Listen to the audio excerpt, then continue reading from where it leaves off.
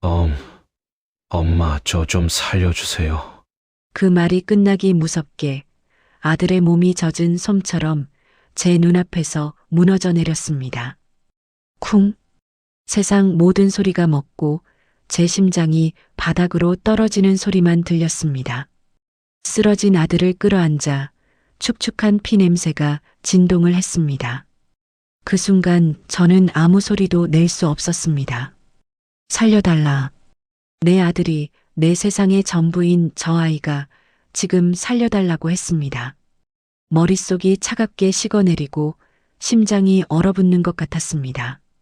뜨거운 눈물 대신 차가운 분노가 제 온몸을 지배하기 시작했습니다. 저는 쓰러진 아들의 귀에 대고 속삭였습니다. 괜찮아. 아들, 이 어미가 너를 이렇게 만든 대가가 무엇인지 온 세상에 똑똑히 보여줄 테니. 그날의 그 분노가 내 남은 인생 전부를 송두리째 흔들어 놓을 줄은 그땐 정말 꿈에도 몰랐습니다. 사연 시작 전에 무료로 할 수 있는 구독과 좋아요를 눌러주시면 제게 큰 힘이 됩니다.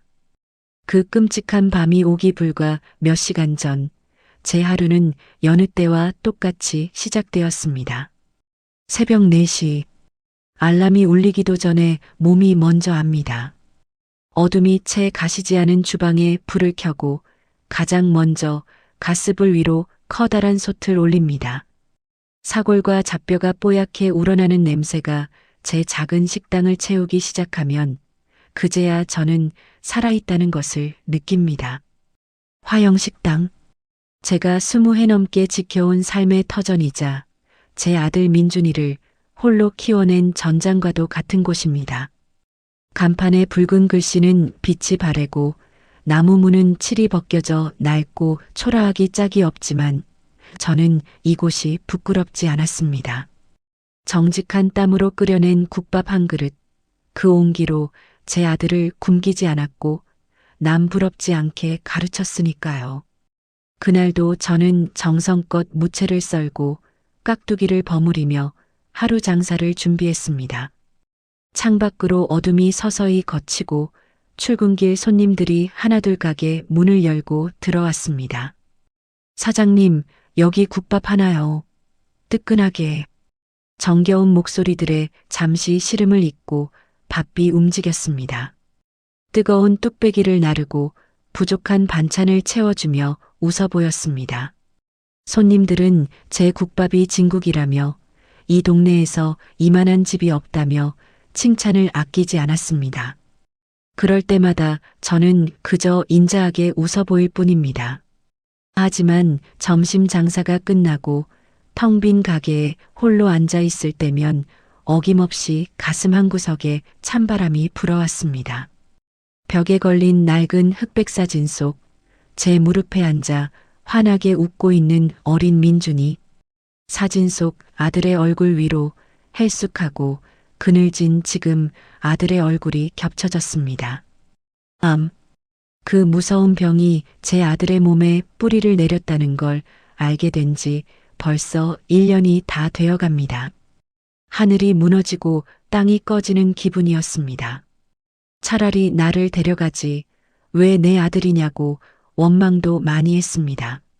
하지만 더 가슴 아팠던 건 아들이 아픈 몸을 이끌고 눈칫밥을 먹고 있다는 사실이었습니다. 건설사를 운영하는 부잣집으로 장가를 간 것이 아들에게는 복이 아니라 족쇄가 되어버렸습니다. 사돈댁 사람들은 아들의 병을 알게 된 후부터 노골적으로 아들을 없는 사람 취급했습니다. 병수발할 팔자도 아니고 돈만 축내는 병자를 집에 들여서 뭐해? 어쩌다 반찬이라도 해다 주러 간 날 문틈으로 들려온 사부인의 그 악스러운 목소리를 저는 평생 잊지 못할 겁니다. 그날 이후로 저는 아들 집에 찾아가는 발길을 끊었습니다. 어미가 찾아갈수록 아들이 겪어야 할 서름이 더 커질까 두려웠기 때문입니다. 그때였습니다. 주머니 속 낡은 전화기가 애처롭게 울렸습니다. 화면에 뜬 내 아들이라는 세 글자에 심장이 쿵 내려앉았습니다. 아들. 저는 최대한 아무렇지 않은 척 밝은 목소리로 전화를 받았습니다. 엄마, 잘 지내시죠? 전화기 너머로 들려오는 아들의 목소리는 평소보다 더 기운이 없었습니다.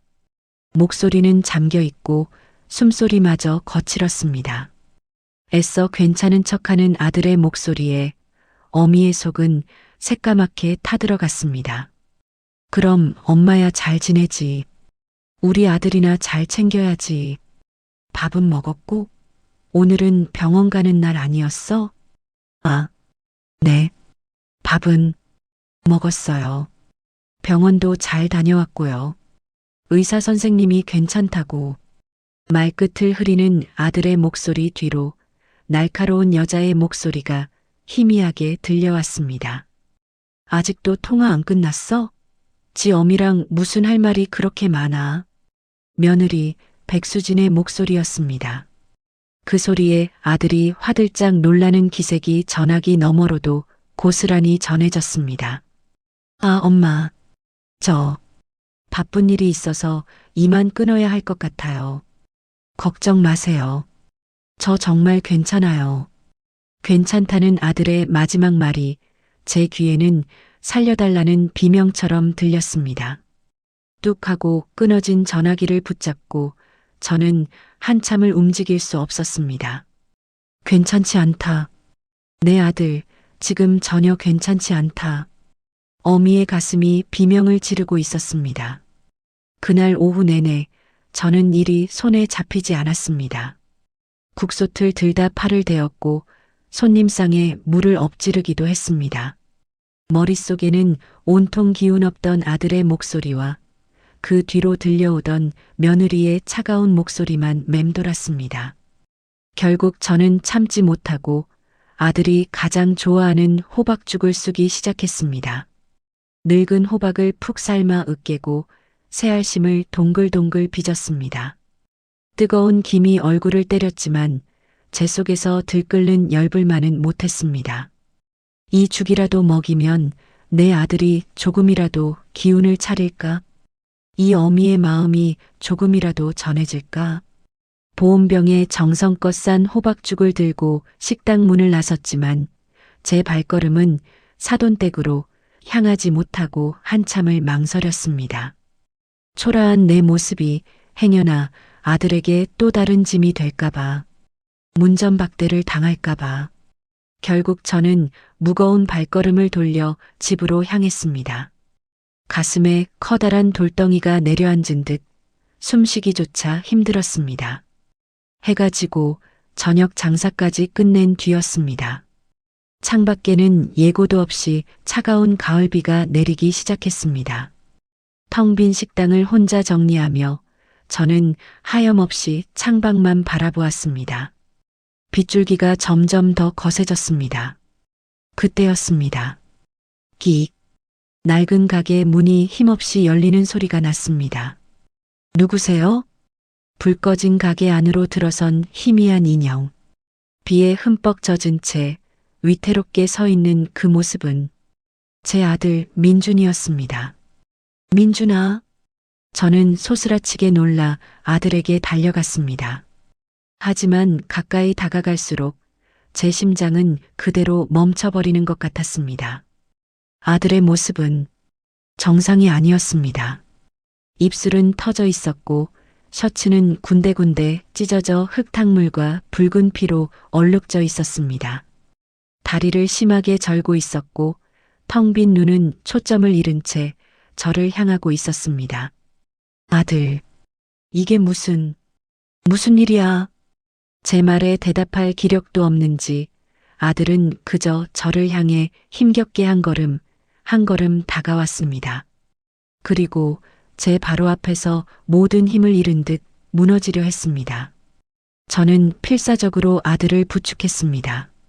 아들의 몸은 얼음장처럼 차가웠고 가쁜 숨을 몰아쉴 때마다 피비린내가 훅 끼쳐왔습니다. 엄마, 저 좀 살려주세요. 그것이 그 밤 아들이 제게 한 첫마디이자 마지막 말이었습니다. 그 말을 끝으로 아들은 제 품에서 정신을 잃고 그대로 쓰러져 내렸습니다. 쿵! 그 소리와 함께 제 안에 무언가가 완전히 부서져 내렸습니다. 쓰러진 아들을 끌어안은 채 저는 얼마나 그렇게 있었는지 모릅니다. 빗소리도 바람소리도 들리지 않았습니다. 오직 내 아들 민준이의 가쁘고 얕은 숨소리만이 귓가를 파고들었습니다. 아이의 몸은 얼음장처럼 차가웠고 찢어진 셔츠 사이로 보이는 끔찍한 상처들에서는 비릿한 피 냄새가 진동했습니다. 정신을 차려야 한다. 이대로 둘 수는 없다. 제 머릿속에서 누군가 소리쳤습니다. 119에 신고할 수도 없었습니다. 이런 몰골로 병원에 실려가 사돈댁의 이름이 오르내리는 순간 제 아들은 2번 죽게 될 겁니다. 저 짐승 같은 인간들이 무슨 짓을 할지 모릅니다. 저는 비틀거리는 몸을 일으켜 가게 안쪽 낡은 전화기로 향했습니다. 수화기를 드는 손이 덜덜 떨렸습니다. 20회 동안 단 한 번도 누르지 않았던 번호. 이제는 존재하지 않을지도 모른다고 생각했던 그 번호를 제 손가락은 기적처럼 기억하고 있었습니다. 신호음이 몇 번 울리고 잠이 덜 깬 남자의 목소리가 들려왔습니다. 누구시오? 나예요, 원장님. 화영이. 제 목소리는 저 자신도 놀랄 만큼 차분했습니다. 수화기 너머의 남자는 잠시 침묵했습니다. 이윽고 깊은 한숨과 함께 낮은 목소리가 흘러나왔습니다. 이 밤중에 그 목소리로 전화를 할 정도면 보통 일은 아니겠군. 어디인가? 화영식당이요. 제발 와주세요. 그렇게 말하는 순간 참았던 눈물이 터져 나왔습니다. 하지만 울고 있을 시간이 없었습니다. 전화를 끊자마자 저는 찬물에 수건을 적셔 아들의 얼굴을 닦기 시작했습니다. 터진 입술, 부어오른 뺨, 멍든 눈두덩이. 닦아낼수록 더 선명해지는 상처들에 심장이 갈기갈기 찢겨나가는 것 같았습니다. 내가 왜 그랬을까? 내가 왜 내 아들을 그 끔찍한 소굴로 보냈을까? 돈이 전부가 아니라고, 사람이 먼저라고 가르쳤던 나였습니다. 그런데 정작 화려한 사돈의 배경에 눈이 멀어 아들이 겪을 고통을 외면했던 건 아니었을까? 가난한 어미 밑에서 자란 아들에게 길을 펴게 해주고 싶다는 욕심이 결국 아들을 사지로 내몬 것은 아니었을까? 뼈를 깎는 후회가 칼날이 되어 제 심장을 도려냈습니다. 얼마 지나지 않아 낡은 식당 문이 조용히 열리고 왕진 가방을 든 백발의 노인이 들어섰습니다. 김 원장님, 과거 화양각 시절부터 저와 인연을 맺어온 분이었습니다. 그는 바닥에 쓰러져 있는 민준이를 보더니 아무 말 없이 다가와 진찰을 시작했습니다. 갈비뼈에 금이 간 것 같고 내상도 심해. 이 정도면 기절하는 게 당연하지. 대체 어떤 놈들이 사람을 이 지경으로 만들었나? 김 원장님의 나직한 분노에 저는 고개를 들 수 없었습니다. 그는 익숙한 손놀림으로 민준이에게 응급처치를 하고 진통제와 수액을 놓았습니다. 주사바늘이 아들의 핏줄을 찾아 들어가는 모습을 보며 저는 입술을 깨물었습니다. 일단 며칠은 절대 안정이 필요해. 큰 병원으로 옮기는 건 정신을 차린 뒤에 결정해야겠어. 김 원장님은 약 봉투 몇 개를 내려놓으며 말했습니다. 화영아, 내가 20해 전에 이곳에 식당을 차리면서 나한테 뭐라고 했는지 기억하나? 다시는 옛날처럼 살지 않겠다고, 그저 평범한 엄마로 살다가 죽고 싶다고 했어. 그런데 이게 평범한 엄마가 겪을 일은 아니지 않나? 그의 말에 저는 아무 대답도 할 수 없었습니다. 그저 고개만 숙일 뿐이었습니다. 김 원장님은 더는 묻지 않고 조용히 식당을 떠났습니다. 가게 안 작은 방에 아들을 눕히고 저는 밤새 곁을 지켰습니다. 식은 땀을 흘리는 아들의 이마를 닦아주고 가쁜 숨을 몰아쉴 때마다 가슴을 쓸어내렸습니다. 창밖에 빗줄기는 새벽이 되어서야 겨우 잦아들었습니다. 아들이 정신을 차린 것은 다음 날 해가 중천에 떴을 무렵이었습니다. 희미하게 눈을 뜬 아들은 저를 발견하고는 다시 눈을 감아버렸습니다. 민준아, 정신이 들어? 아들은 대답 대신 마른 입술을 달싹였습니다. 엄마, 미안해요. 미안하긴 뭐가 미안해. 대체 무슨 일이 있었는지 엄마한테 말해줘. 응? 누가 우리 아들을 이렇게 만들었어? 제 다그침에 아들은 한참을 침묵했습니다. 그러다 떨리는 목소리로 그날의 지옥을 털어놓기 시작했습니다. 사돈. 아니, 회장님이요. 제가 관리하던 비자금 장부, 그것 때문이에요. 비자금. 들어서는 안 될 말이었습니다. 심장이 쿵 하고 내려앉았습니다. 아픈 거, 병원에 자주 가는 거, 돈만 축낸다고. 처음에는 눈치만 주셨어요. 그런데 지난주에 검찰 조사가 시작될 거라는 소문이 돌자 모든 걸 저한테 뒤집어 씌우려고 아들의 목소리는 물에 젖은 종이처럼 힘없이 찢겨나갔습니다. 회장님이 직접 저를 때렸어요. 장부를 어디에 숨겼냐고. 제 병이 다 나을 때까지 기다려줄 수 없다고. 쓸모없는 놈이라고. 쓸모없는 놈. 그 말 한마디가 비수가 되어 제 가슴에 박혔습니다. 내 아들이 내가 눈에 넣어도 아프지 않을 내 새끼가 그런 말을 들으며 개처럼 맞았다는 말입니까? 수진이는, 아내라는 사람은 아버지가 하는 짓을 그냥 보고만 있었어요. 제가 살려달라고, 제발 말려달라고 애원했는데 그냥 외면했어요. 그리고는 저를 차에 태워서 어두운 길가에 버렸어요. 다시는 나타나지 말라고. 거기까지 말한 아들은 더 이상 말을 잇지 못하고 흐느끼기 시작했습니다. 아이처럼 서럽게 우는 아들의 등을 쓸어주며 저는 이상하게도 눈물이 나지 않았습니다. 뜨거웠던 눈물은 간밤에 모두 말라버렸고 그 자리에는 차갑고 단단한 무언가가 자리 잡고 있었습니다. 분노? 아니, 분노라는 말로는 부족했습니다. 그것은 내 새끼를 짓밟은 것들에 대한 서늘한 증오였습니다. 저는 더 이상 아들에게 아무것도 묻지 않았습니다. 그저 아이가 지쳐 잠들 때까지 묵묵히 등을 토닥여 주었습니다. 아들이 다시 잠든 것을 확인한 뒤 저는 자리에서 일어났습니다. 제 발걸음은 조금의 망설임도 없이 방 안쪽 구석에 놓인 낡은 자개장으로 향했습니다. 20해 동안 단 한 번도 열어보지 않았던 판도라의 상자. 민준이 엄마로 사는 20해 동안 저는 그 모든 것을 잊었다고 생각했습니다. 하지만 아니었습니다.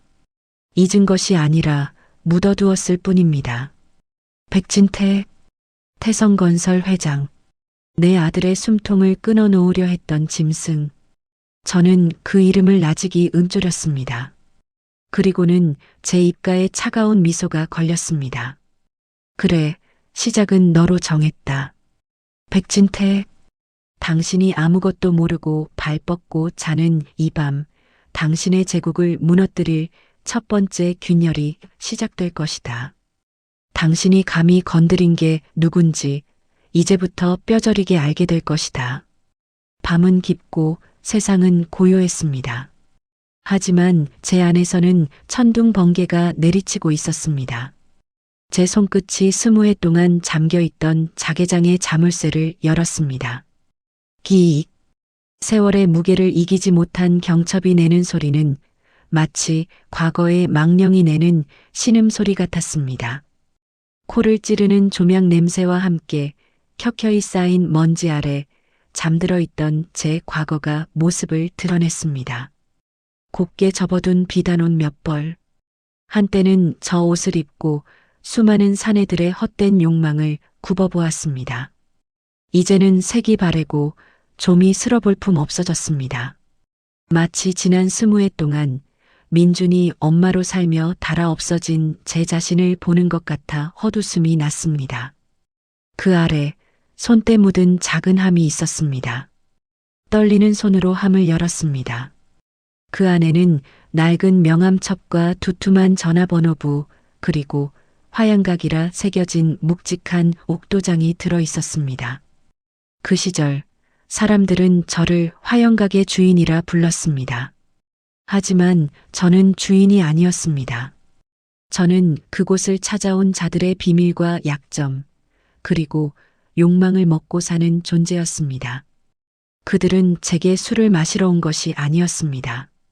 그들은 제게 그들의 운명을 상담하러 왔고, 때로는 적의 목을 칠 비수를 구하러 왔습니다. 저는 그저 그들이 원하는 것을 쥐어주었을 뿐입니다. 그리고 그 대가로 약속을 받았습니다. 언젠가 내가 당신을 필요로 할 때 당신은 나의 부름에 답해야 한다는 약속. 그것은 피로 쓴 계약서보다 더 질기고 무서운 족쇄였습니다. 저는 전화번호부를 꺼내 들었습니다. 손끝에 닿는 종이의 바싹 마른 감촉이 마치 마른 뼈를 만지는 듯 서늘했습니다. 한 장 한 장. 종이를 넘길 때마다 잊고 살았던 이름들이 먼지처럼 피어올랐습니다. 풋내기 검사였던 사내, 아버지의 회사를 물려받기 위해 제 앞에서 눈물로 호소하던 재벌 2세, 선거 자금이 부족해 머리를 조아리던 늙은 정치인. 그들은 이제 모두 사회의 거물이 되어 있었습니다. 뉴스와 신문에서 점잖은 얼굴로 세상을 논하고 있었습니다. 과연 그들은 기억하고 있을까? 화양각의 가장 깊은 방에서 촛불 아래 나눴던 그들의 추악한 비밀과 나의 약속을 제 손가락이 한 이름 위에서 멈췄습니다. 윤상현. 이름 옆에는 작은 글씨로 서울중앙지검 특수부라고 적혀 있었습니다. 25년 전 그는 아무 배경도 없는 열혈 검사였습니다. 거대 비리를 파헤치다 외압에 부딪혀 좌천될 위기에 처했을 때 제가 그의 손에 결정적인 증거를 쥐어주었습니다. 그는 그 사건 하나로 일약스타 검사가 되었고 이후 승승장구했습니다. 저는 그가 지금 어디서 무엇을 하는지 알고 있었습니다. 그는 대한민국 모든 기업이 가장 두려워하는 자리, 국세청 조사국의 국장 자리에 앉아 있었습니다. 백진태, 당신의 돈줄을 움켜쥔 오만한 제국. 그 제국의 심장으로 들어갈 첫 번째 칼은 바로 세금이라는 이름의 칼이어야 했습니다. 저는 낡은 가게 전화기 앞으로 걸어갔습니다. 수화기를 드는 손에는 조금의 떨림도 없었습니다. 번호판을 누르는 손가락은 차갑고 정확했습니다. 길고 긴 신호음이 이어졌습니다. 한 번, 두 번, 제 심장은 뛰지 않았습니다. 오히려 얼음처럼 차갑게 식어가고 있었습니다. 여보세요. 수화기 너머로 중후하고 권위 있는 남자의 목소리가 들려왔습니다. 20해의 세월이 흘렀지만 잊을 수 없는 목소리였습니다. 저는 잠시 숨을 골랐습니다. 그리고 제 인생에서 가장 차가운 목소리로 입을 열었습니다. 저 화양각의 이화영입니다. 수화기 너머에서 숨을 들이켜는 소리가 선명하게 들렸습니다. 잠시 무거운 침묵이 흘렀습니다. 정적을 깬 것은 그였습니다. 그의 목소리는 아까와는 비교도 할 수 없을 만큼 낮고 긴장으로 가득 차 있었습니다. 누님, 정말 누님이십니까? 누님이라는 한마디, 그것으로 충분했습니다.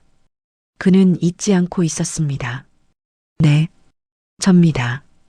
윤 국장, 아직 옛 약조를 기억하시는지요? 제 목소리에는 질문이 아니었습니다. 그것은 확인이었고 명령이었습니다. 기억하고 말고요. 제 목숨을 빚진 것이나 다름없는데 어찌 있겠습니까? 말씀하십시오. 제가 무엇을 하면 되겠습니까? 역시 영리한 사내였습니다. 구차한 변명도 어설픈 질문도 없었습니다.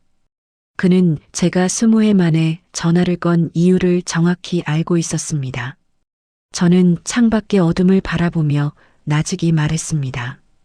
태성건설, 회장은 백진태, 그 인간이 제 아들을 물었습니다. 제 말은 거기까지였습니다. 더 이상의 설명은 필요 없었습니다. 제 아들을 물었다는 그 한마디에 제 모든 분노와 슬픔, 그리고 복수의 이유가 담겨 있었으니까요. 수화기 너머에서 그가 마른 침을 삼키는 소리가 들렸습니다. 알겠습니다, 누님. 그의 대답은 짧고 단호했습니다. 제가 가진 모든 것을 걸고 그놈들이 흘린 피눈물보다 더한 대가를 치르게 하겠습니다. 고맙습니다. 전화를 끊고 수화기를 내려놓았습니다. 제 손은 여전히 차가웠습니다. 복수의 첫 번째 화살은 그렇게 시위를 떠났습니다. 저는 조용히 아들이 누워있는 방으로 들어갔습니다. 새근새근 고른 숨소리를 내며 잠든 아들의 얼굴은 평온해 보였습니다. 저는 젖은 수건으로 아들의 이마에 맺힌 식은땀을 닦아주었습니다. 방금 전 한 기업의 명운을 뒤흔들 명령을 내린 사람이라고는 믿을 수 없을 만큼 저는 그저 평범한 어머니의 모습이었습니다. 하지만 저는 알고 있었습니다. 제 아내 민준이 엄마는 어젯밤 아들의 피와 함께 죽었습니다. 지금 아들의 곁을 지키고 있는 것은 지옥에서 돌아온 악귀, 화양각의 이화영이라는 것을 부엌으로가 차갑게 식은 죽을 데웠습니다. 아들이 깨어나면 먹여야 합니다. 내일 아침 신문과 뉴스에서는 한 기업에 불어닥칠 거대한 태풍을 예고하겠지만 저는 이곳에서 묵묵히 제 아들을 위한 죽을 끓일 것입니다. 이것이 제 복수의 방식입니다. 가장 뜨거운 모정의 얼굴을 하고 가장 차가운 비수를 적의 심장에 꽂아 넣는 것. 창밖을 보았습니다. 동이 트려면 아직 멀었습니다. 하지만 저는 알고 있었습니다. 제가 잠재웠던 밤의 세계는 이미 깨어나 움직이기 시작했다는 것을. 백진태, 당신이 이룬 모든 것들이 모래성처럼 무너져 내리는 소리를 당신은 곧 듣게 될 겁니다. 내 아들이 흘린 피눈물의 대가가 얼마나 끔찍한 것인지 온몸으로 깨닫게 될 겁니다. 밤의 장막이 걷히고 새벽의 푸른빛이 창틈으로 스며들었습니다. 제가 전화를 건 그 밤이 지나고 새로운 아침이 밝았습니다. 세상은 어제와 조금도 달라진 것이 없었습니다. 여전히 새벽 시장의 소란스러움은 정겨웠고 신문을 배달하는 오토바이 소리는 경쾌했습니다. 하지만 저는 알고 있었습니다. 오늘 세상의 어딘가에서는 거대한 균열이 시작될 것이라는 것을. 가게 문을 열고 장사를 준비하는 제 손길은 평소와 다름없이 익숙하고 분주했습니다. 어젯밤 제 안에서 깨어난 악기는 다시 깊은 곳으로 몸을 숨겼고 저는 다시 화영식당의 평범한 주인으로 돌아와 있었습니다. 하지만 그것은 완벽한 위장이었습니다. 육수를 끓이는 제 눈은 가스불의 푸른빛을 보고 있었지만 제 머릿속은 온통 다른 그림을 그리고 있었습니다. 아마 지금쯤 윤상현 국장은 밤새 준비한 서류 뭉치를 들고 결제를 받고 있겠지.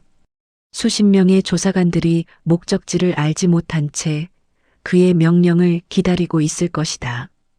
그리고 그들의 최종 목적지는 단 하나. 백진태의 심장, 태성건설일 것이다. 사장님, 오늘따라 얼굴이 더 좋아 보이시네. 무슨 좋은 일이라도 있으슈? 아침 첫 손님으로 들어온 단골 택시 기사 아저씨가 너스레를 떨었습니다. 저는 그저 희미하게 웃으며 뜨끈한 국밥 한 그릇을 내어드렸습니다. 좋은 일이랄 게 뭐 있겠어요.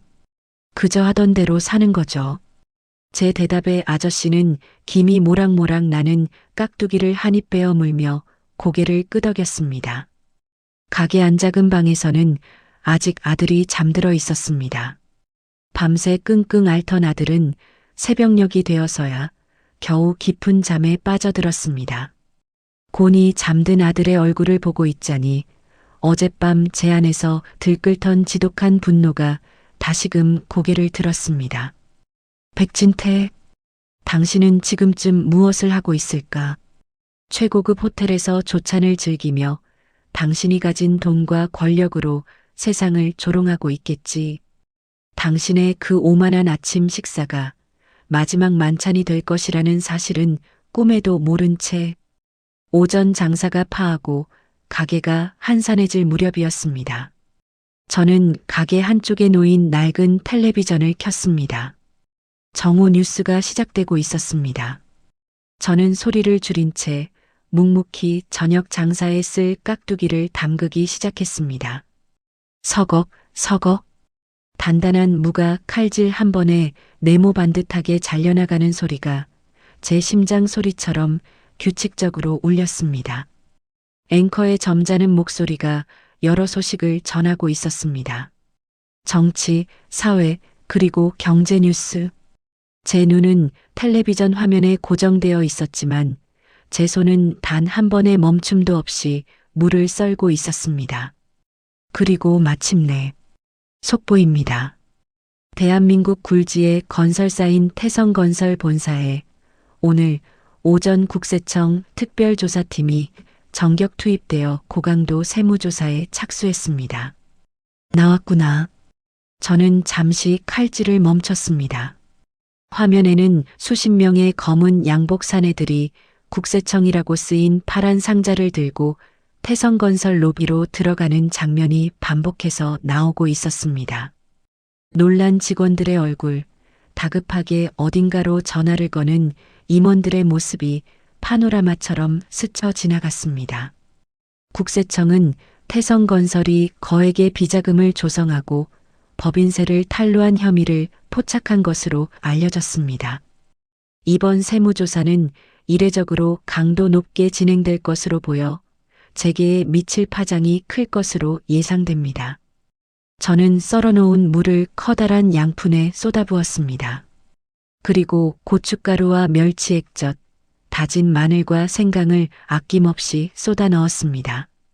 제 눈에는 화면 속 아수라장이 된 태성건설의 모습이 마치 잘 버무려진 김치처럼 보였습니다. 붉고 처절하게 가게 안에서 국밥을 먹던 몇몇 손님들이 혀를 차며 수군거렸습니다. 저 양반들 기어이 터질 게 터졌구먼. 그동안 얼마나 해먹었겠어. 그러게 말이야. 없는 사람들 피 빨아서 저렇게 배를 채웠으니 벌 받아야지. 저는 아무 말 없이 손님들의 국그릇에 뜨거운 육수를 더 부어주었습니다. 벌을 받아야지. 당신들 말이 맞다. 이제부터 시작일 뿐이다. 그때 방 안에서 아들이 저를 부르는 소리가 들렸습니다. 엄마. 저는 텔레비전을 끄고 방으로 들어갔습니다. 아들은 어느새 잠에서 깨어 불안한 눈으로 저를 보고 있었습니다. 텔레비전 소리를 들은 모양이었습니다. 엄마, 방금 뉴스? 태성건설. 아무것도 아니야. 우리랑 상관없는 일이야. 저는 애써 태연하게 말하며 아들의 이마를 짚었습니다. 열은 조금 내린 것 같았습니다. 아니에요, 엄마. 저 사람들, 보통 사람들이 아니에요. 분명 우리를 찾아올 거예요. 여기 있으면 위험해요. 피해야 해요, 엄마. 아들은 공포에 질려 제 손을 붙잡았습니다. 제 아들은 아직도 저들을 두려워하고 있었습니다. 그깟 돈과 힘이 뭐라고 내 아들을 이토록 겁에 질리게 만들었단 말인가. 가슴속에서 다시 한번 뜨거운 불길이 치솟았습니다. 저는 아들의 손을 마주잡고 부드럽지만 단호한 목소리로 말했습니다. 민준아, 괜찮아. 이 세상에 여기보다 더 안전한 곳은 없단다. 하지만 엄마 말 믿어. 아무도 우리를 해치지 못해. 절대로. 제 단호한 눈빛에 아들은 더 이상 아무 말도 하지 못하고 그저 저를 바라볼 뿐이었습니다. 저는 미리 쑤어둔 죽을 데워 아들에게 먹였습니다. 한 숟갈 한 숟갈. 죽을 받아먹는 아들의 모습은 영락없는 어린아이였습니다. 지금쯤 백진태는 어떤 표정을 짓고 있을까? 아마도 자신의 호화로운 회장실에서 값비싼 집기들을 부수며 미친 듯이 날뛰고 있겠지. 감히 나의 제국에 손을 대다니. 어떤 놈이냐? 당장 찾아내서 밟아 죽여버리겠다. 그렇게 소리치며 자신의 경쟁자들을 하나하나 의심하고 있을 겁니다. 그는 절대로 상상조차 못할 겁니다.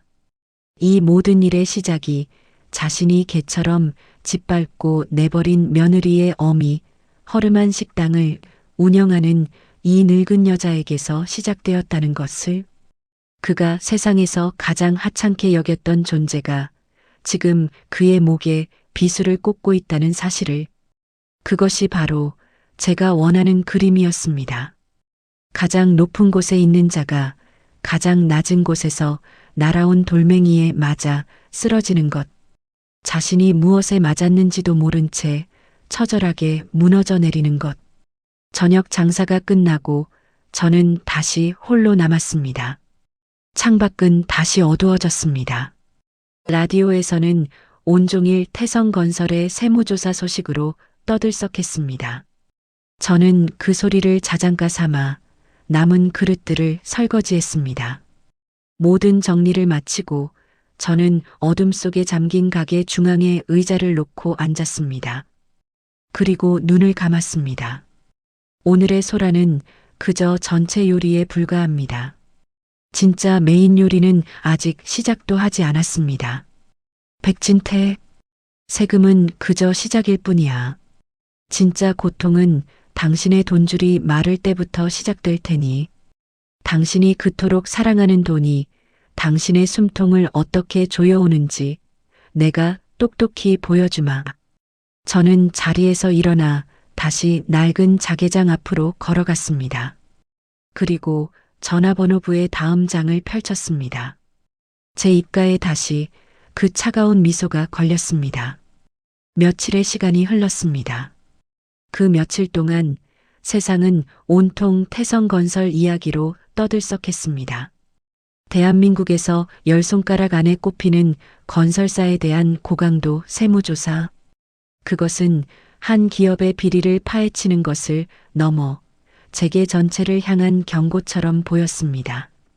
뉴스는 연일 태성건설의 주가가 폭락하고 있다는 소식을 전했고, 사람들은 백진태 회장이 과연 이 위기를 넘길 수 있을지 혹은 이대로 무너질 것인지를 두고 저마다 떠들어댔습니다.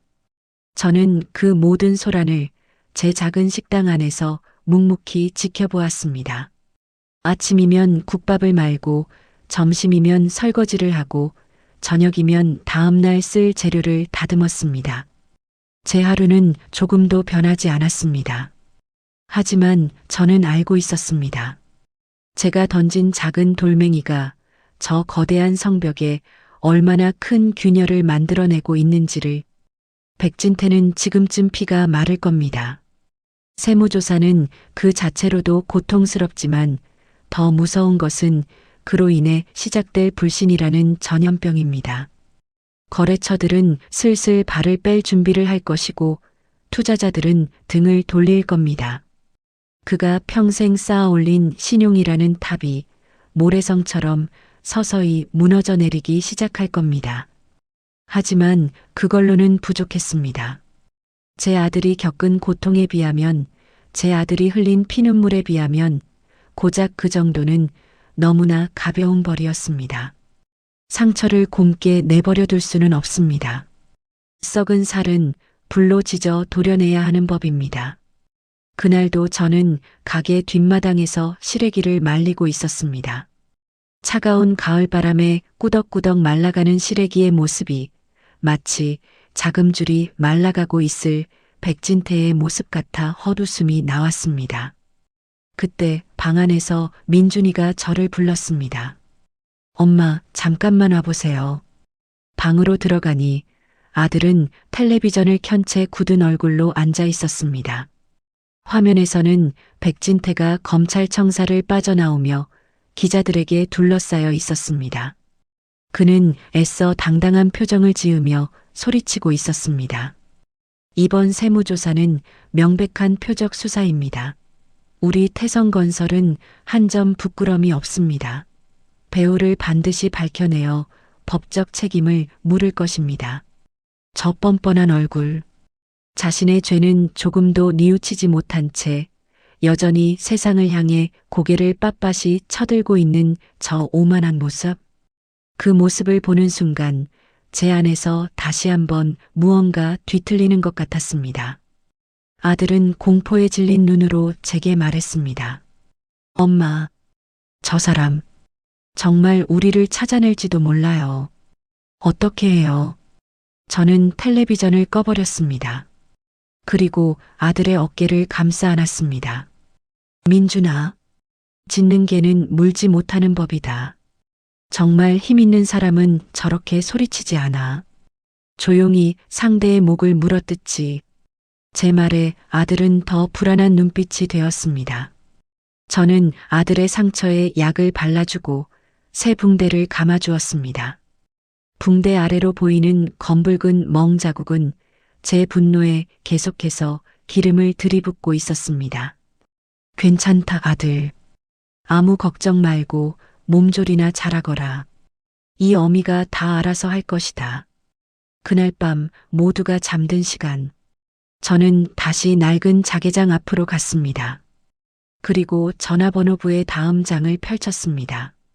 제 손가락이 멈춘 곳에는 붓글씨로 쓰인 단정한 이름이 있었습니다. 김영수. 그리고 그 옆에는 한국은행장이라는 직함이 적혀 있었습니다. 20년 전 그는 재무부에 젊고 야심만만한 사무관이었습니다. 외환 위기로 나라 전체가 휘청일 때 그는 잘못된 정보 하나로 옷을 벗을 위기에 처해 있었습니다. 그때 제가 그의 손에 진짜 정보를 쥐어주었습니다. 다른 기업들이 줄도산할 때 그가 담당했던 기업들만은 살아남았고 그는 그 공로를 인정받아 승승장구했습니다. 그는 제게 빚을 졌습니다. 그의 명예와 그의 경력 전부를. 저는 공중전화 부스로 걸어갔습니다. 제 식당의 전화는 이미 그들의 감시망에 들어와 있을지도 모릅니다. 차가운 동전을 넣고 익숙하게 번호를 눌렀습니다. 한밤중에 호출. 그는 제가 누구인지 그리고 왜 전화를 걸었는지 단번에 알아차릴 겁니다. 네, 김영수입니다. 수화기 너머로 들려오는 목소리는 세월의 무게만큼이나 묵직해져 있었습니다. 나 이화영이요, 김 행장. 짧은 침묵. 그는 숨소리 하나 내지 않았습니다. 그 침묵 속에서 저는 20해의 세월과 그가 짊어진 빚의 무게를 동시에 느꼈습니다. 요즘 태성건설 때문에 시끄럽더군. 거기 주거래 은행이 한국은행이라고 들었는데. 맞소? 저는 그저 사실을 확인했을 뿐입니다. 하지만 제 목소리에 담긴 서늘한 의도를 그는 누구보다 정확하게 알아들었을 겁니다. 그 회사 곧 만기가 돌아오는 대출이 꽤 많다고 하던데. 그는 잠시 숨을 고르는 듯 했습니다. 이윽고 결심이 선 듯한 낮은 목소리가 수화기를 타고 흘러나왔습니다. 누님께서 걱정하실 일은 만들지 않겠습니다. 그 한마디면 충분했습니다. 전화를 끊고 밖으로 나오자 차가운 밤 공기가 폐부 깊숙이 파고들었습니다.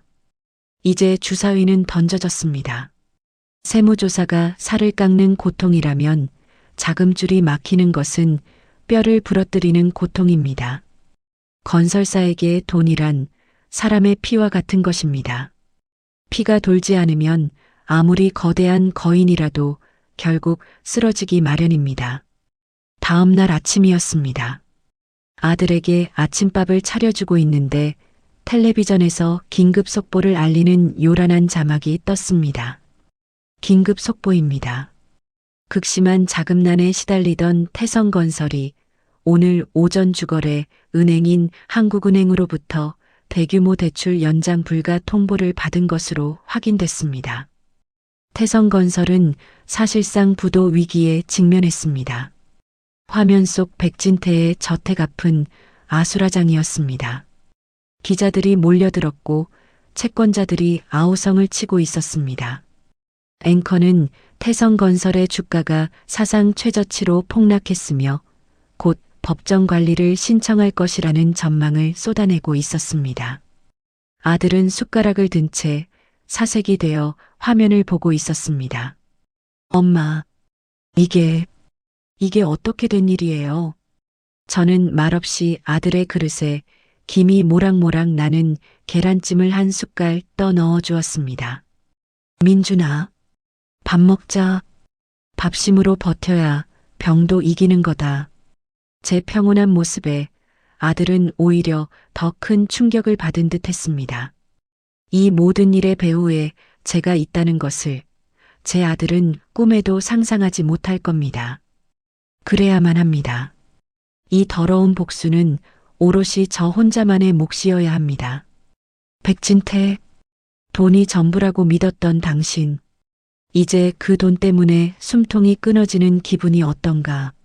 당신이 평생을 바쳐 쌓아 올린 그 성이 하룻밤 사이에 무너져 내리는 기분이 어떤가. 하지만 이걸로 끝이라고 생각하면 아주 큰 오산이다. 이제 당신은 살기 위해 발버둥 치겠지. 당신을 이 지경으로 만든 배우를 찾기 위해 짐승처럼 날뛰기 시작할 것이다. 궁지에 몰린 쥐는 고양이를 물려고 덤비는 법이지. 어디 한번 발버둥 쳐보시지. 당신의 그 더러운 이빨이 과연 나에게까지 닿을 수 있을지. 저는 창밖을 내다보았습니다. 맑고 높은 가을 하늘이었습니다. 하지만 제 눈에는 먹구름이 몰려오는 것이 똑똑히 보였습니다. 더 거대하고 더 잔혹한 폭풍이.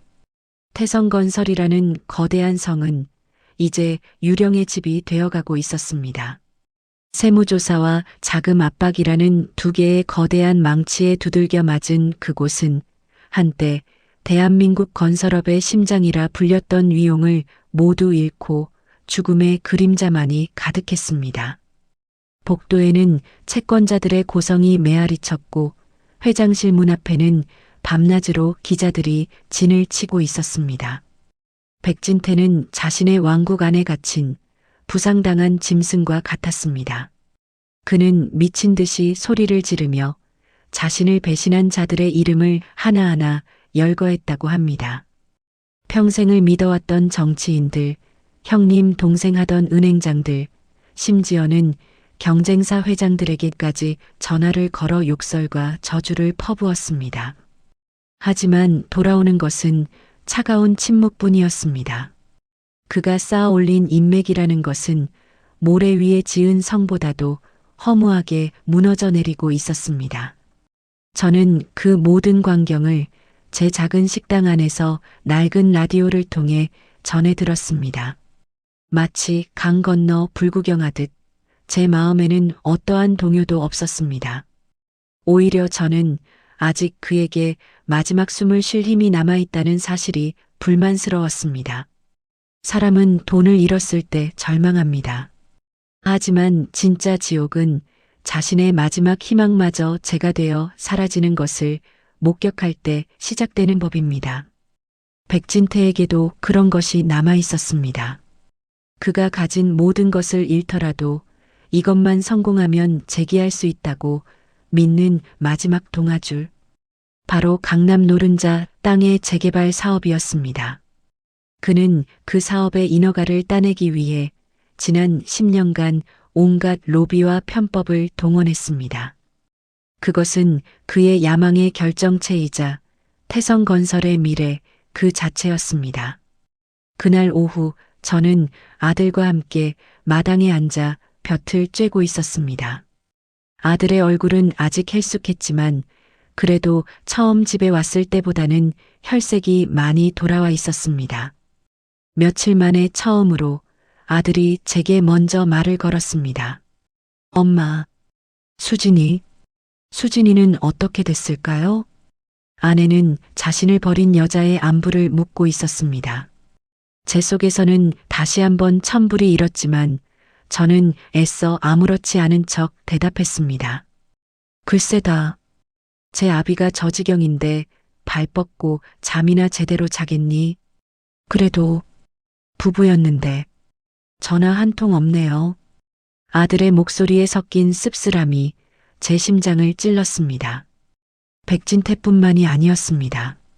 그들의 편에 서서 내 아들의 가슴에 대못을 박은 그 여자 백수진. 그 아이에게도 자신이 저지른 짓의 대가를 반드시 치르게 해야 했습니다. 제 복수의 목록에 또 하나의 이름이 선명하게 새겨졌습니다. 바로 그날 밤이었습니다. 저는 다시 한번 어둠을 틈타 공중전화 부스로 향했습니다. 이번에 제 손가락이 누른 번호는 화양각 시절 가장 말이 없고 가장 청렴결백했던 한 사내의 것이었습니다. 그는 부정한 것을 병적으로 싫어했지만 불의를 바로잡기 위해서라면 악마와도 기꺼이 손을 잡을 인물이었습니다. 그리고 저는 그의 유일한 악마였습니다. 지금 그는 서울시의 모든 개발 사업을 총괄하는 도시계획국의 가장 높은 자리에 앉아 있었습니다. 접니다. 제 목소리를 듣자마자 그는 단번에 알아차렸습니다. 무슨 일이십니까? 청담동 재개발 건 태성건설이 맡았지요? 알고 계셨습니까? 그 땅 원래 용도가 무엇이었는지 기억하십니까? 아이들을 위한 공원이 들어서기로 했던 땅입니다. 백진태가 그걸 어떻게 손에 넣었는지 당신도 나도 잘 알고 있지요. 제 말에 그는 한참 동안 말이 없었습니다. 원칙대로 하십시오. 당신이 평생 지켜온 그 신념대로 더러운 돈으로 시작된 사업은 그 끝도 더러워야 마땅하지 않겠습니까? 전화를 끊었습니다. 이번에도 역시 긴 설명은 필요 없었습니다. 그는 제가 무엇을 원하는지 그리고 자신이 무엇을 해야 하는지 정확히 알았을 겁니다. 그리고 이틀 뒤 백진태에게 마지막 사형 선고가 내려졌습니다. 서울시는 오늘 논란이 되어온 청담동 재개발 사업의 인허가를 전면 취소한다고 밝혔습니다. 사업 선정 과정에서 발견된 중대한 절차적 하자를 이유로 그 뉴스가 나오던 순간 저는 마침 가게 대청소를 하고 있었습니다. 묵은 때를 닦아내는 락스 냄새가 독하게 코를 찔렀지만 이상하게도 기분은 상쾌했습니다. 이제 정말 모든 더러운 것들을 깨끗이 쓸어버릴 시간이 온 것입니다. 그날 이후 백진태는 완전히 이성을 잃었다고 합니다. 그는 자신의 사무실에 틀어박혀 밤낮으로 술을 마시며 무언가에 홀린 사람처럼 중얼거렸다고 합니다. 이건 단순한 공격이 아니야. 누군가 나를 죽이려고 작정한 거야. 하지만 대체 누구지? 내가 아는 모든 놈들은 아니었어. 세무조사, 자금 압박, 그리고 사업 취소. 3번의 공격은 너무나 정확하고 너무나 치명적이었습니다. 마치 자신의 모든 약점을 훤히 꿰뚫고 있는 사람의 소행처럼. 그렇게 며칠을 폐인처럼 지내던 그는 어느 날 새벽 문득 핏발선 눈으로 허공을 응시했다고 합니다. 그리고 미친 사람처럼 웃기 시작했습니다. 그랬구나. 모든 것의 시작은 그때였어. 그의 머릿속에 흩어져 있던 퍼즐 조각들이 마침내 하나의 끔찍한 그림으로 맞춰지기 시작했습니다. 국세청이 들이닥친 날, 은행이 등을 돌린 날, 재개발이 취소된 날, 그 모든 날들이 한 시점을 기준으로 시작되고 있었습니다.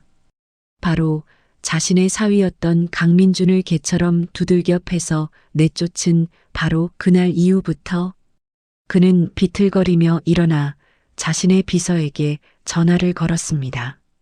그의 목소리는 귀신이라도 본 사람처럼 공포에 질려 떨리고 있었습니다. 당장 알아봐. 네, 회장님 무엇을 말입니까?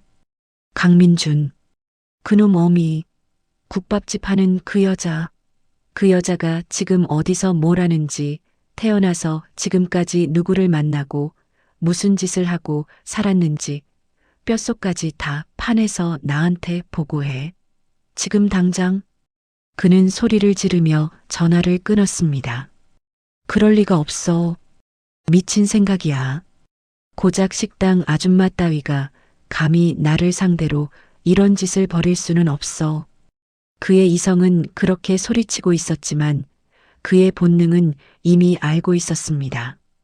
자신이 간과했던 단 한 사람, 자신이 세상에서 가장 하찮게 여겼던 바로 그 존재가 이 모든 지옥의 배우라는 것을, 그의 불안과 공포가 마침내 정확한 관역을 향하기 시작한 것입니다. 저는 그날 밤 잠든 아들의 곁에 앉아 낡은 흑백 사진첩을 넘겨보고 있었습니다. 사진 속에는 화양각 시절 젊고 화려했던 제 모습이 담겨 있었습니다. 짙은 화장, 화려한 비단옷. 하지만 웃고 있는 사진은 단 한 장도 없었습니다. 그때나 지금이나 저는 웃는 법을 잊은 사람이었습니다. 똑똑. 누군가 조용히 식당 문을 두드렸습니다. 아들이 깰까봐 저는 조용히 일어나 문을 열었습니다. 문 밖에는 낯익은 얼굴의 사내가 고개를 숙인 채 서 있었습니다. 그는 과거 화양각의 허드렛 일을 도맡아 하던 제 사람이었습니다. 마님, 분부하신 대로 쥐새끼가 움직이기 시작했습니다. 백진태가 마님의 뒷조사를 시작했습니다. 드디어 올 것이 왔구나. 저는 희미하게 미소 지었습니다. 20해 만에 처음으로 제 입가에 진짜 미소가 걸렸습니다. 수고했다.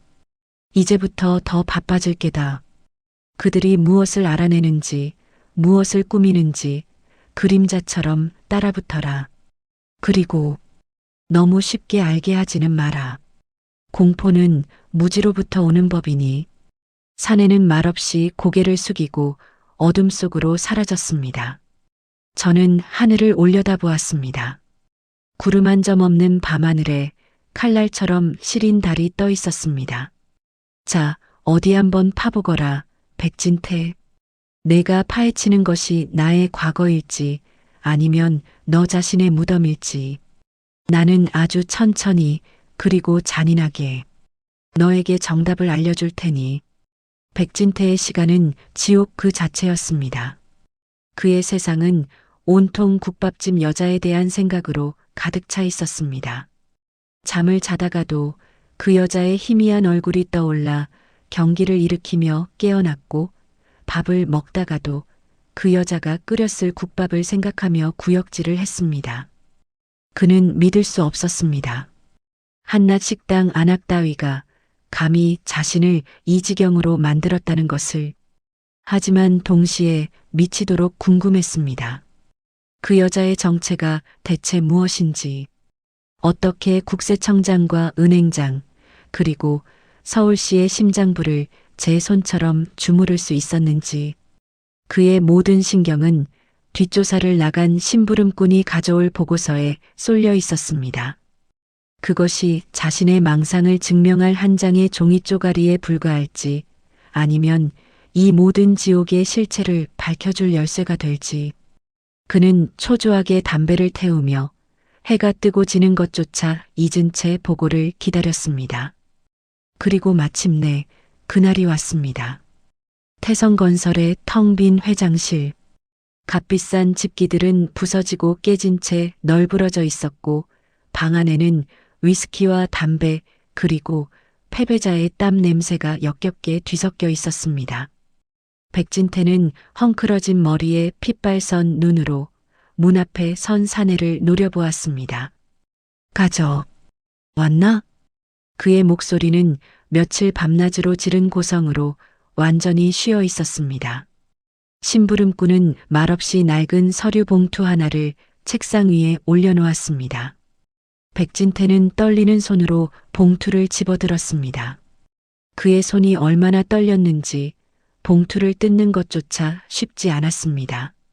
마침내 거친 숨을 몰아쉬며 봉투 안에 서류들을 쏟아냈습니다. 첫 장은 평범했습니다. 이름 이화영, 나이 68, 20해 전 작은 상가 건물을 인수해 화영식당 개업. 가족관계는 아들 강민준 하나. 평생을 식당 하나만 보고 살아온 어디서나 볼 수 있는 평범한 과부의 이력이었습니다. 이게 다야? 고작 이걸 알아내려고 이 난리를 쳤단 말이야. 백진태는 서류를 집어 던지며 소리쳤습니다. 역시 내 망상이었어. 내가 미쳐가고 있는 거야. 하지만 심부름꾼은 미동도 없이 바닥에 떨어진 서류 뭉치 중 다른 한 묶음을 가리켰습니다.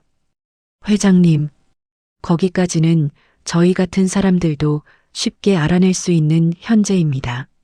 하지만 그 이전의 기록은 대한민국에 존재하는 어떤 서류에도 남아있지 않았습니다. 그게 무슨 소리야? 마치 유령처럼 20해 전 어느 날 갑자기 나타난 사람 같았습니다. 그래서 저희는 방법을 바꿨습니다. 기록이 아닌 사람들의 기억을 추적했습니다. 이화영이라는 이름과 그 나이대의 여자를 기억하는 사람들을. 심부름꾼의 말에 백진태는 홀린 듯이 바닥에 떨어진 다른 서류 뭉치를 집어들었습니다. 그곳에는 낡고 빛바랜 사진 한 장과 함께 몇몇 인물들의 증언이 녹취록처럼 정리되어 있었습니다.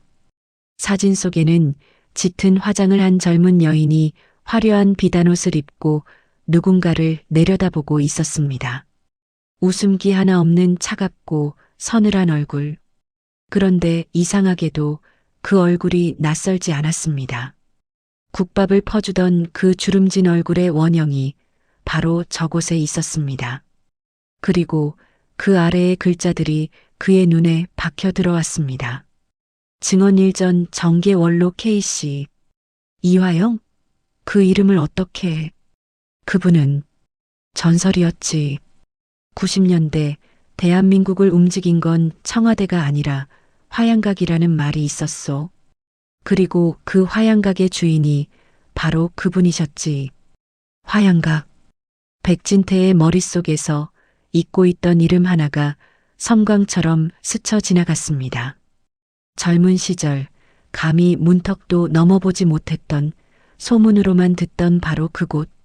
당대 최고의 권력가들만이 드나들 수 있었다던 바로 그 비밀스러운 요정.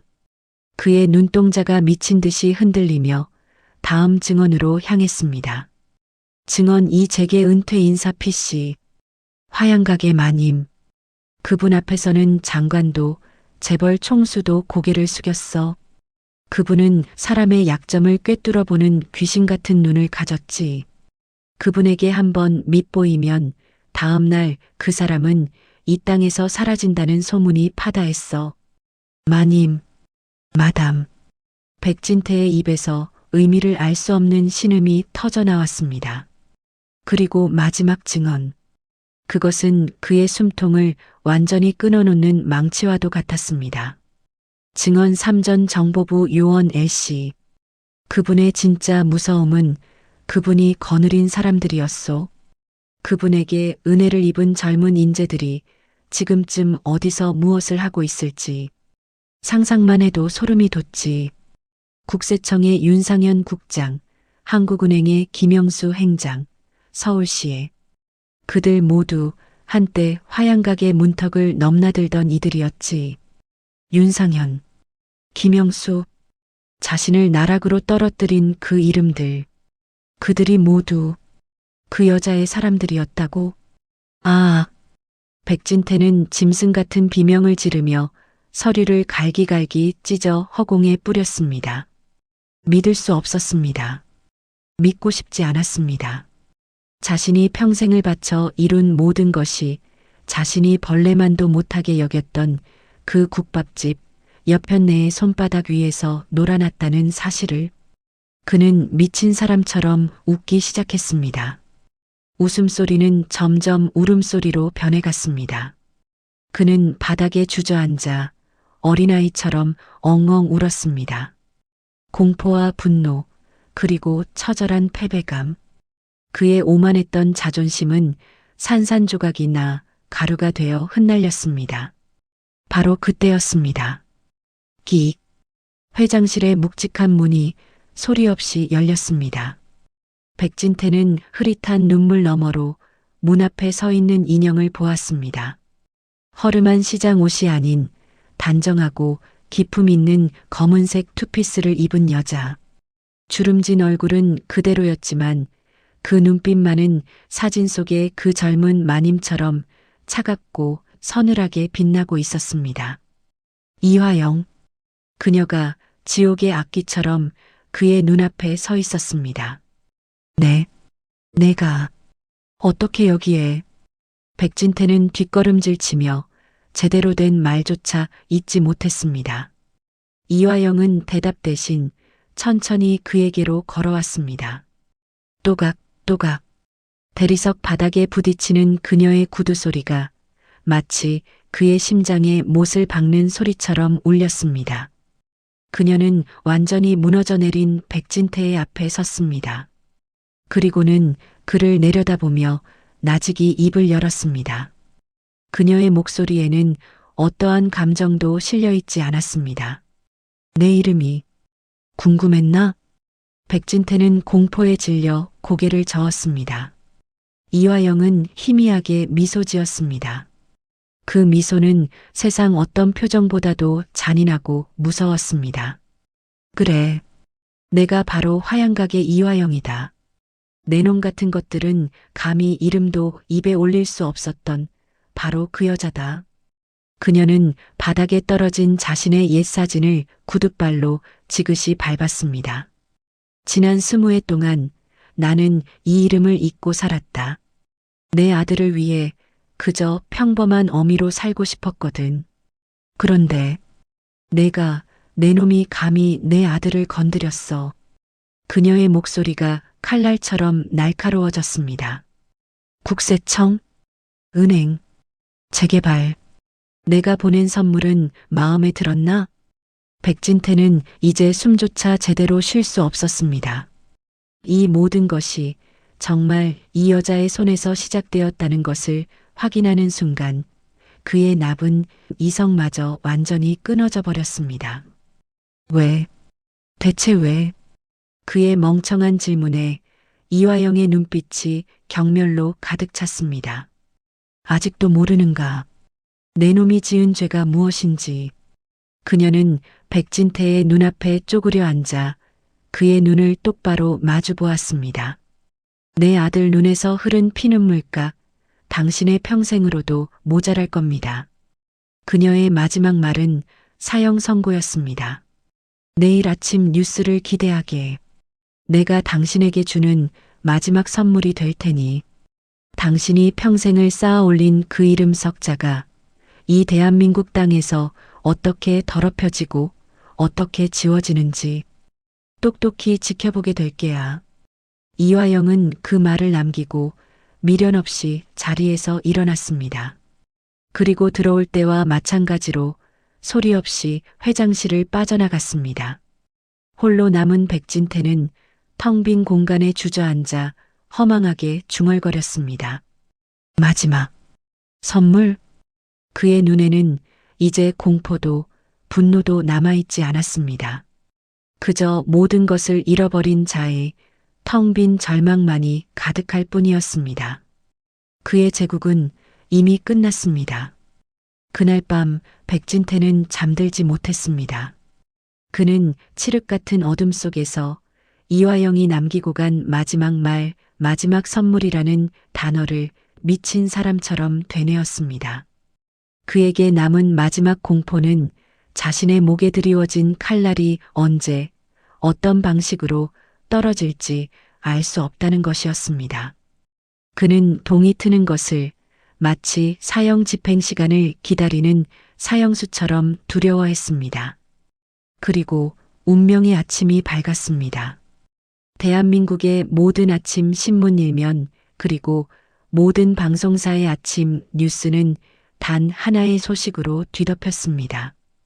그것은 제가 보낸 마지막 선물이었습니다.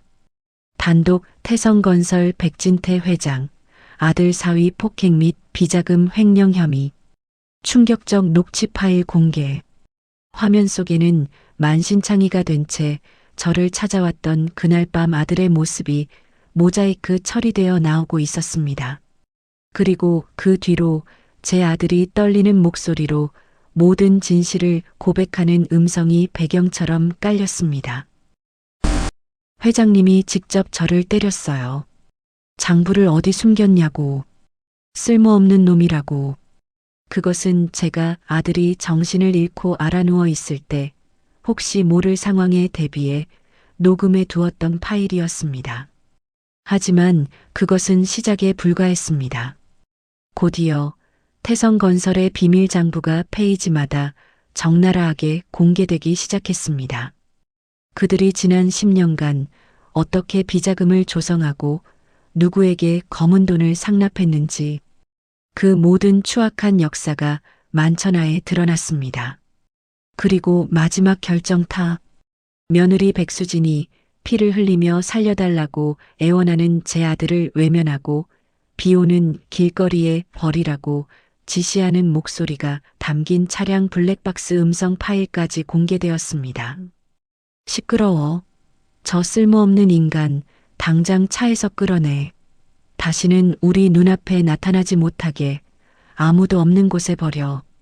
이 모든 자료는 화양각 시절 제게 가장 큰 신세를 졌던 언론사 사주의 손에 의해 단 하룻밤 만에 대한민국 모든 언론사에 뿌려졌습니다. 그는 제게 말했습니다. 누님, 펜으로 사람을 죽이는 법을 보여드리겠습니다. 그리고 그는 자신의 약속을 지켰습니다. 여론은 들끓었습니다. 천하에 파렴치한 인면수심의 악마. 온갖 저주와 비난이 백진태 일가를 향해 쏟아졌습니다. 그들이 평생을 바쳐 쌓아 올린 사회적 명예와 체면은 단 몇 시간 만에 잿더미가 되어 사라졌습니다. 그 시각 저는 제 작은 식당에서 아침 햇살을 받으며 육수를 끓이고 있었습니다. 가게 안 낡은 라디오에서는 흥겨운 트로트 가락이 흘러나오고 있었습니다. 저는 그 어떤 뉴스도 신문도 보지 않았습니다. 볼 필요가 없었습니다. 모든 것은 제가 그린 그림대로 흘러가고 있을 테니까요. 아들은 어느새 기력을 많이 회복해 저를 도와가게 청소를 하고 있었습니다. 녀석은 아직 세상이 어떻게 뒤집혔는지 아무것도 모르는 듯 했습니다. 그저 자신의 몸이 나아지고 있다는 사실에 기뻐할 뿐이었습니다.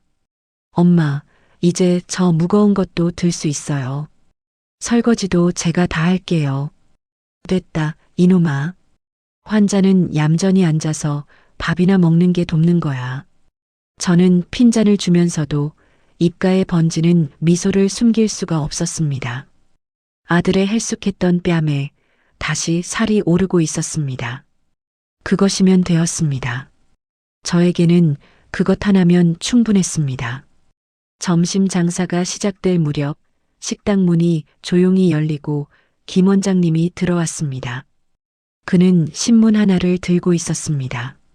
세상이 아주 발칵 뒤집혔더군. 자네 정말 무서운 사람이야. 그는 혀를 내두르며 신문 일면을 제게 보여주었습니다. 거기에는 검찰에 긴급 체포되어 수갑을 찬 채 고개를 숙이고 있는 백진태와 그의 옆에서 넋이 나간 표정으로 끌려가는 며느리 백수진의 사진이 대문짝만하게 실려 있었습니다. 저는 아무 말 없이 그 사진을 가만히 내려다보았습니다. 속이 시원했냐고요? 아니요. 이상하게도 제 마음은 그저 텅 비어 있는 것 같았습니다. 마치 큰일을 치르고 난 뒤의 허무함처럼.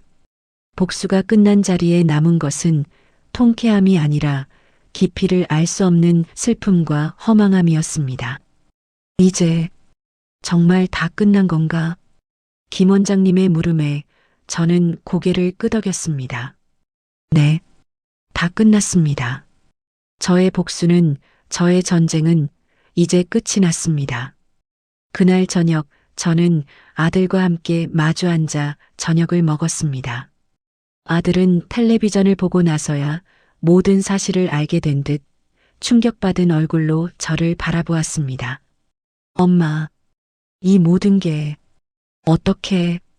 저는 말없이 아들의 밥그릇 위에 잘 구운 생선살을 한 점 올려주었습니다. 민준아, 세상에는 우리가 알지 못하는 인연이라는 게 있단다. 엄마가 젊었을 때 아주 좋은 분들에게 도움을 좀 받았나 보지. 그분들이 지금 엄마가 힘들다는 소식을 듣고 그냥 조금 도와준 것뿐이야. 제 어설픈 거짓말에 아들은 더 이상 아무것도 묻지 않았습니다. 그저 눈시울이 붉어진 채 밥을 먹을 뿐이었습니다. 어쩌면 제 아들은 어렴풋이 짐작하고 있는지도 모릅니다. 하지만 녀석은 어미의 그늘을 모른 척 해주기로 결심한 것이겠지요. 그것이 착한 내 아들이 어미에게 해줄 수 있는 마지막 효도라고 생각했을 겁니다. 그날 밤 저는 20해 만에 처음으로 깊은 잠을 잤습니다. 더 이상 꿈에서 아들이 피를 흘리지도 백진태의 그 악스러운 얼굴이 나타나지도 않았습니다.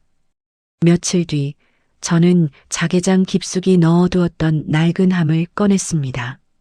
그리고 그 안에 있던 명함첩과 전화번호부, 그리고 화양가게 옥도장을 가게 뒤뜰 아궁이에 던져 넣었습니다. 타닥 타닥. 제 과거가, 제 복수의 도구들이 붉은 불길 속에서 제가 되어 사라져갔습니다. 화려했지만 고독했고 강했지만 슬펐던 이화영이라는 이름이 그렇게 마지막 숨을 거두었습니다. 저는 불길을 보며 나직이 속삭였습니다. 잘 가거라, 화영아. 이제는 정말 편히 쉬려무나. 이제 제게 남은 것은 민준이 엄마라는 이름뿐입니다. 그것만으로도 제 남은 인생은 충분히 따뜻하고 행복할 겁니다. 가끔 저는 그날의 제 선택을 떠올려 봅니다. 내 아들을 짓밟은 자들을 파멸시킨 그 잔혹한 복수가 과연 정당한 것이었을까? 하지만 저는 후회하지 않습니다. 어미의 심장은 정의가 아니라 제 새끼를 향해 뛰는 법이니까요. 여러분이라면, 만약 여러분이 저와 같은 상황이었다면 어떻게 하셨을까요? 저 멀리 가게 문을 열고 들어오는 아들의 모습이 보입니다. 환하게 웃으며 제게 손을 흔들고 있습니다. 이제 저도 웃으며 아들을 맞으러 가야겠습니다. 제 인생의 가장 길고 추웠던 밤이 마침내 끝났습니다. 오늘 이야기는 한 어머니의 처절한 모성애가 어디까지 갈 수 있는지, 그리고 한번 시작된 복수라는 열차가 우리를 어디로 데려가는지를 강렬하게 보여주고 있습니다. 우리 인생에는 돌이키고 싶은 순간이 있기 마련입니다. 백진태 회장처럼 오만함으로 돌이킬 수 없는 선을 넘었을 수도 있고, 이화영처럼 끓어오르는 분노에 자신의 모든 것을 걸어야 했던 순간을 마주했을 수도 있습니다. 하지만 중요한 것은 그 후 우리가 어떤 선택을 하느냐입니다. 이화영은 아들을 지키기 위해 20년간 묻어두었던 과거를 꺼내드는 길을 선택했습니다. 그 선택은 아들을 구했지만 그녀의 마음 한편에는 깊은 허무함을 남겼을지도 모릅니다. 과거는 바꿀 수 없지만 우리의 선택이 미래를 만드니까요. 어쩌면 여러분의 마음속에도 반드시 지켜야만 하는 소중한 무언가가 있을 겁니다. 그 소중한 것을 위해 여러분은 어떤 선택을 하시겠습니까? 오늘 이 이야기가 여러분의 마음에 강렬한 카타르시스와 함께 깊은 생각의 시간을 선물했기를 바랍니다. 앞으로도 여러분의 마음을 울리는 다양한 이야기로 찾아뵙겠습니다. 여러분의 하루가 따뜻한 위로로 가득하길 바랍니다. 채널 구독과 좋아요도 잊지 말고 부탁드립니다.